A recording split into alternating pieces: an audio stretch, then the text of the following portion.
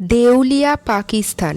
Iran America যুদ্ধ না মিটলে রীতিমতো হাঁড়ি চড়াই মুশকিল হয়ে যাচ্ছে পাকিস্তানে।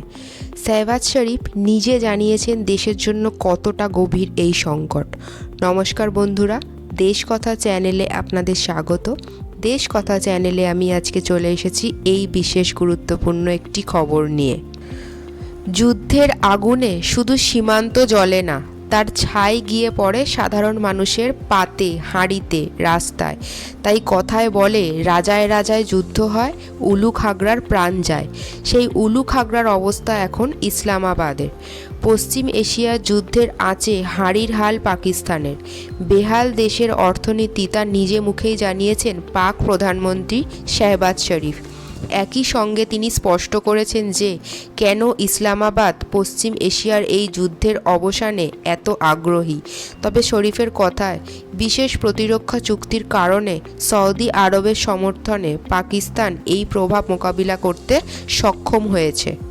ফেডারেল মন্ত্রিসভার এক বৈঠকে ভাষণ দিতে গিয়ে শেহবাজ শরীফ নিজেই স্বীকার করেছেন, ইরানকে ঘিরে চলা এই যুদ্ধ তাদের দেশের অর্থনীতিতে বড়সড় ধাক্কা দিয়েছে। তার কথায়, এই সংকট আর কেবল দূরের যুদ্ধ নয়, এটা এখন পাকিস্তানের ঘরে ঘরে পৌঁছে গিয়েছে। এর পিছনে মূল কারণ হলো জ্বালানি তেল সংকট। পাক প্রধানমন্ত্রী জানিয়েছেন, সংঘাতের আগে পাকিস্তানের তেল আমদানির খরচ যেখানে $300 মিলিয়ন ছিল, তা বেড়ে $800 মিলিয়ন দাঁড়িয়েছে, যা অর্থনীতির ওপর অতিরিক্ত চাপ তৈরি করেছে। তেলের দাম হঠাৎ বেড়ে যাওয়ায় দেশের অর্থনৈতিক ভারসাম্য নড়ে গিয়েছে, ফলে সরাসরি তার অভিঘাত এসে পড়েছে সাধারণ মানুষের পকেটে। ইতিমধ্যেই পাকিস্তানে জ্বালানির দাম হঠাৎ করে প্রায় 42% পর্যন্ত বেড়ে গিয়েছে, যা গোটা পাকিস্তানেই অস্থির পরিস্থিতির সৃষ্টি করেছে।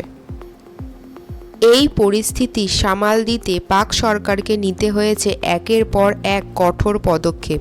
কোথাও সরকারি পরিবহন কমানো হলেও সাধারণের পদক্ষেপে সাময়িকভাবে বিনামূল্যে পরিষেবা দিচ্ছে।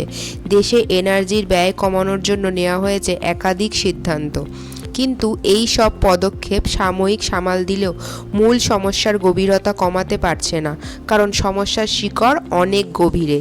ইরান আমেরিকার এই যুদ্ধের ফলে হরমুজে তেল পরিবহন বড় বাধা তৈরি হয়েছে। তার ফলস্বরূপ জ্বালানির দামে অস্থিরতা এবং আন্তর্জাতিক বাজারে অনিশ্চয়তা সব মিলিয়ে পাকিস্তানের মতো তৃতীয় বিশ্বের দেশগুলির ওপর চাপ বাড়ছে। বিশেষজ্ঞদের মতে, এই ধরনের সংকটে মুদ্রাস্ফীতি বাড়ে, বৈদেশিক মুদ্রার ভাণ্ডার কমে যায়, আর সাধারণ মানুষের জীবনযাত্রার খরচ দ্রুত বেড়ে যায়। শেহবাজ শরীফের বক্তব্যে তাই স্পষ্ট, এটা শুধু অর্থনৈতিক পরিসংখ্যানের গল্প নয়, এটা এক বাস্তব লড়াই। যুদ্ধক্ষেত্র থেকে হাজার মাইল দূরে বসেও একটি দেশ কিভাবে তার অভিঘাতে কাঁপতে পারে, পাকিস্তান আজ সেই বাস্তবতার জীবন্ত উদাহরণ। এই সংকট কবে কাটবে তা এখনও অনিশ্চিত। আজ এখানেই শেষ করছি বন্ধুরা। ভিডিওটি যদি তোমাদের ভালো লেগে থাকে তাহলে লাইক, কমেন্ট করে অবশ্যই জানাবে, আর সাবস্ক্রাইব করতেও ভুলবে না। ধন্যবাদ।